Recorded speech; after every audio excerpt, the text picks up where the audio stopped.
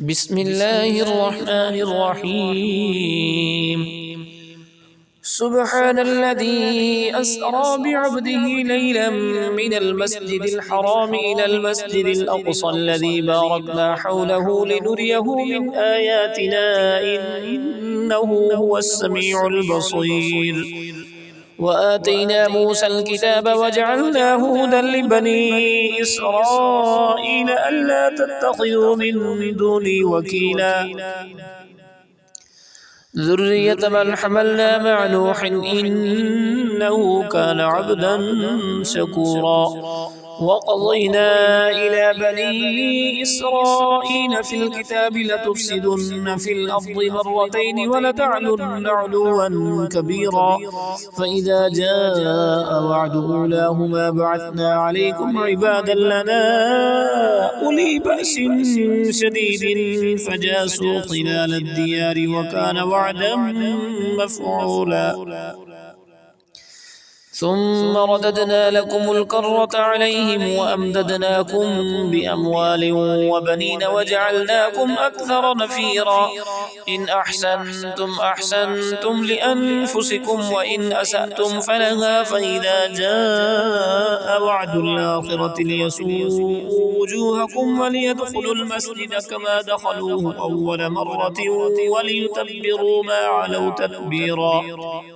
عسى ربكم أن يرحمكم وإن عدتم عدنا وجعلنا جهنم للكافرين حصيرا. إن هذا القرآن يهدي للتي هي أقوم ويبشر المؤمنين الذين يعملون الصالحات أن لهم أجرا كبيرا وأن الذين لا يؤمنون بالآخرة اعتدنا لهم عذابا أليما. ويدعو الإنسان بالشر دعاءه بالخير وكان الإنسان عجولا. وجعلنا الليل والنهار آيتين فمحونا آية الليل وجعلنا آية النهار مبصرة لتبتغوا فضلا من ربكم ولتعلموا عدد السنين والحساب وكل شيء فصلناه تفصيلا. وكل إنسان ألزمناه طائره في عنقه ونخرج له يوم القيامة كتابا يلقاه منشورا. اقرأ كتابك كفى بنفسك اليوم عليك حسيبا. من اهتدى فإنما يهتدي لنفسه ومن ضل فإنما يضل عليها ولا تزر وازرة وزر أخرى وما كنا معذبين حتى نبعث رسولا. وإذا أردنا أن نهلك قرية أمرنا متر فيها ففسقوا فيها فحق عليه القول فدمرناها تدميرا. وكم أهلكنا من القرون من بعد نوح وكفى بربك بذنوب عباده خبيرا بصيرا. من كان يريد العاجلة عجلنا له فيها ما نشاء لمن نريد ثم جعلنا له جهنم يصلاها مذموما مدحورا. ومن أراد الآخرة وسعى لها سعيها وهو مؤمن فأولئك كان سعيهم مشكورا. كلا نمد هؤلاء وهؤلاء من عطاء ربك وما كان عطاء ربك محظورا. انظر كيف فضلنا بعضهم على بعض وللآخرة أكبر درجات وأكبر تفضيلا. لا تجعل مع الله إلها آخر فتقعد مذموما مخذولا. وقضى ربك ألا تعبدوا إلا إياه وبالوالدين إحسانا إما يبلغن عندك الكبر أحدهما أو كلاهما فلا تقل لهما أف ولا تنهرهما وقل لهما قولا كريما. واخفض لهما جناح الذل من الرحمة وقل رب ارحمهما كما ربياني صغيرا. ربكم أعلم بما في نفوسكم إن تكونوا صالحين فإنه كان للأوابين غفورا. وآت ذا القربى حقه والمسكين وابن السبيل ولا تبذر تبذيرا إن المبذرين كانوا إخوان الشياطين وكان الشيطان لربه كفورا وإما تعرضن عنهم ابتغاء رحمة من ربك ترجوها فقل لهم قولا ميسورا ولا تجعل يدك مغلولة إلى عنقك ولا تبسطها كل البسط فتقعد ملوما محسورا إن ربك يبسط الرزق لمن يشاء ويقدر إنه كان بعباده خبيرا بصيرا ولا تقتلوا أولادكم خشية إملاق نحن نرزقهم وإياكم إن قتلهم كان خطأ كبيرا ولا تقربوا الزنا إنه كان فاحشة وساء سبيلا ولا تقتلوا النفس التي حرم الله إلا بالحق ومن قتل مظلوما فقد جعلنا لوليه سلطانا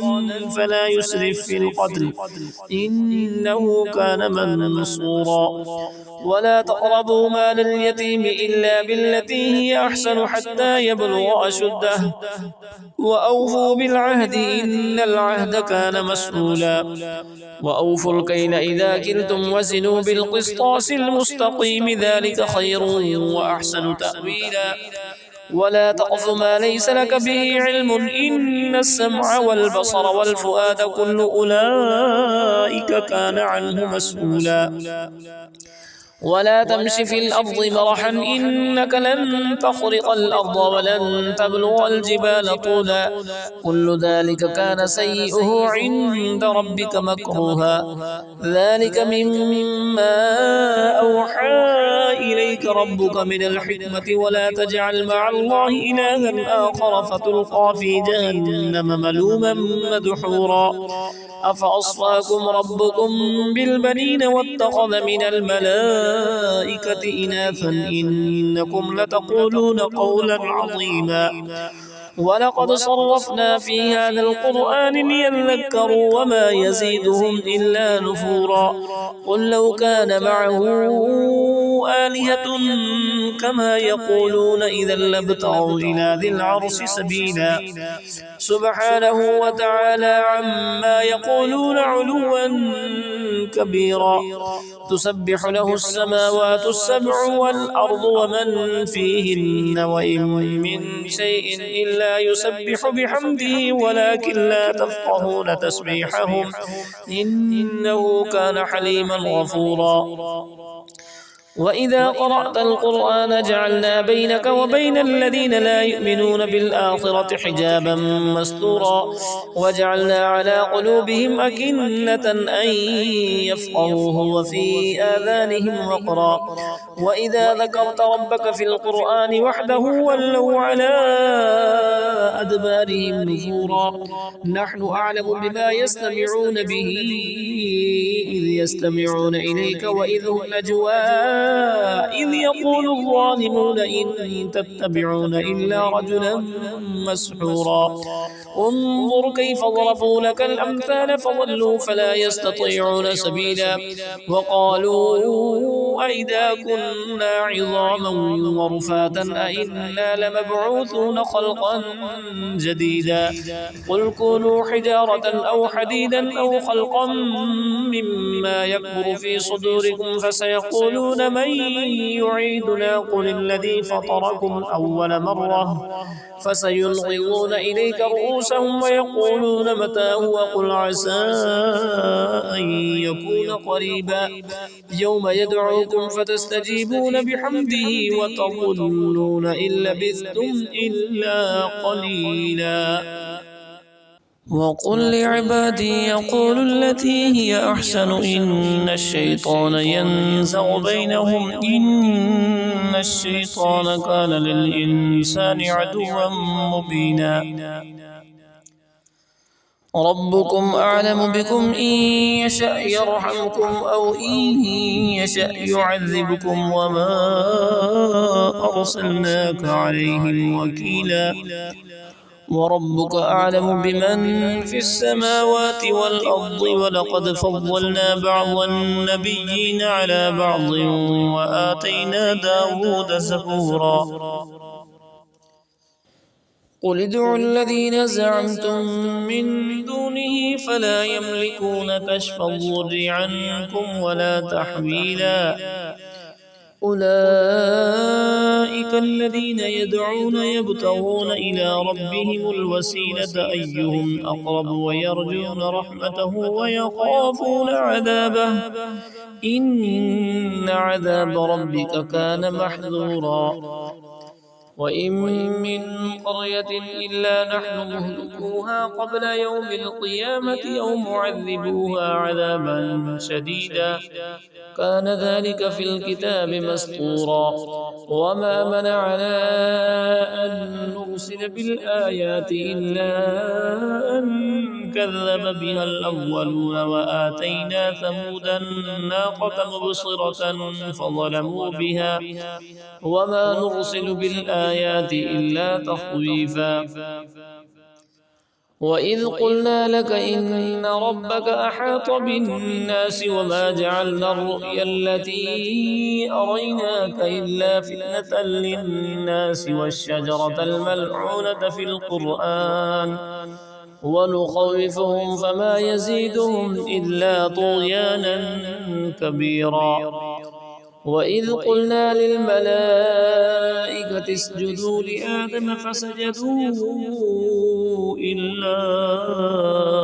إبليس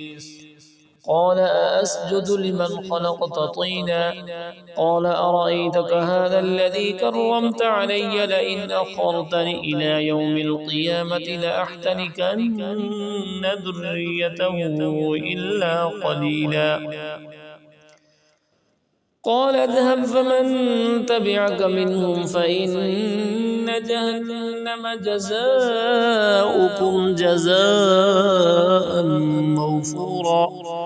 واستفزز من استطعت منهم بصوتك وأجلب عليهم بخيلك ورجلك وشاركهم في الأموال والأولاد وعدهم وما يعدهم الشيطان إلا غرورا إن عبادي ليس لك عليهم سلطان وكفى بربك وكيلا ربكم الذي يزجي لكم الفلك في البحر لتبتغوا من فضله إنه كان بكم رحيما وإذا مسكم الضر في البحر ضل من تدعون إلا إياه فلما نجاكم إلى البر أعرضتم وكان الإنسان كفورا أفأمنتم أن يخسف بكم جانب البر أو يرسل عليكم حاصبا ثم لا تجدوا لكم وكيلا أم أمنتم أن يعيدكم فيه تارة أخرى فيرسل عليكم قاصفا من الريح فيغرقكم بما كفرتم ثم لا تجدوا لكم علينا به تبيعا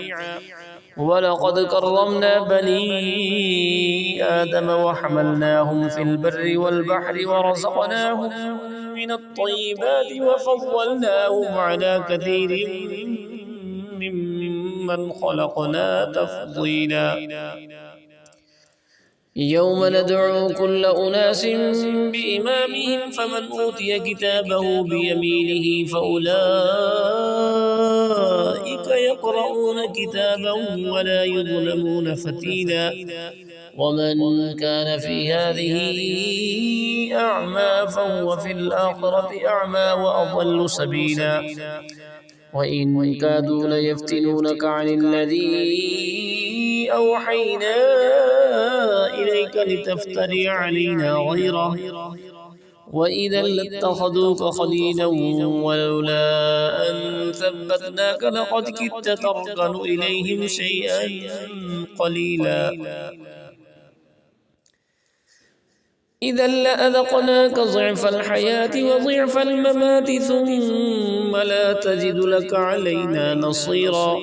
وإن كادوا ليستفزونك من الأرض ليخرجوك منها وإذا لا يلبثون خلافك إلا قليلا سنة من قد أرسلنا قبلك من رسلنا ولا تجد لسنتنا تحويلا أقم الصلاة لدلوك الشمس إلى غسق الليل وقرآن الفجر إن قرآن الفجر كان مشهودا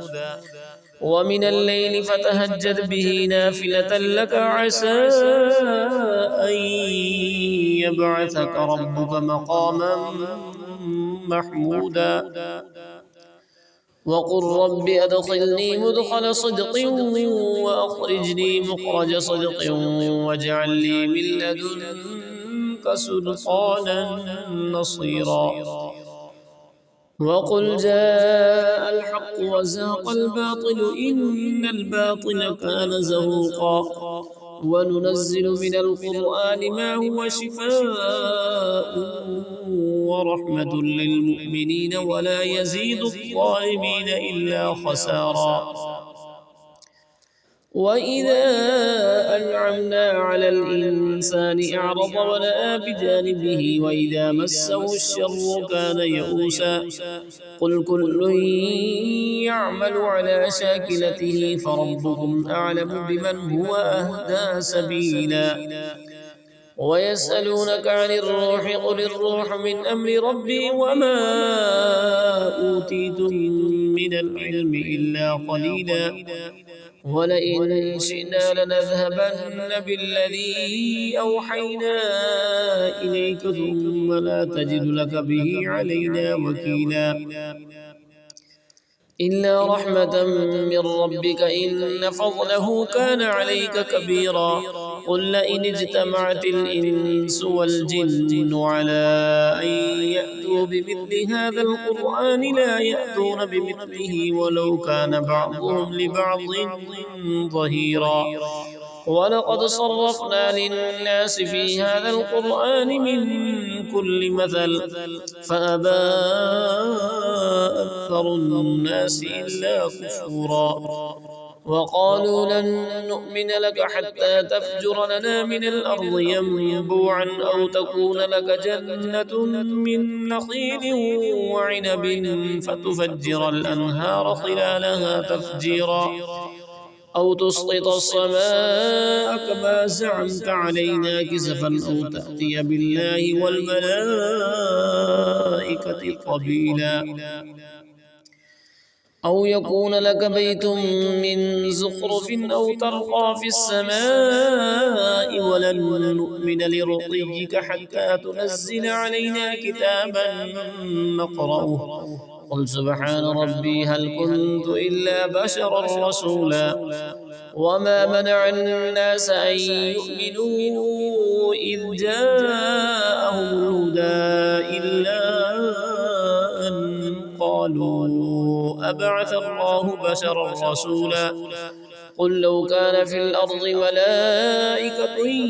يمشون مطمئنين لنزلنا عليهم من السماء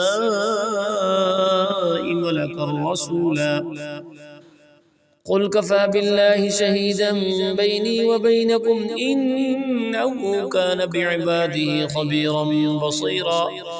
ومن يهد الله فهو المهتد ومن يضلل فلن تجد لهم أولياء من دونه ونحشرهم يوم القيامة على وجوههم عميا وبكما وصما مأواهم جهنم كلما خبت زدناهم سعيرا ذلك جزاؤهم بأنهم كفروا بآياتنا وقالوا أئذا كنا عظاما ورفاتا أئنا لمبعوثون خلقا جديدا أولم يروا أن الله الذي خلق السماوات والأرض قادر على أن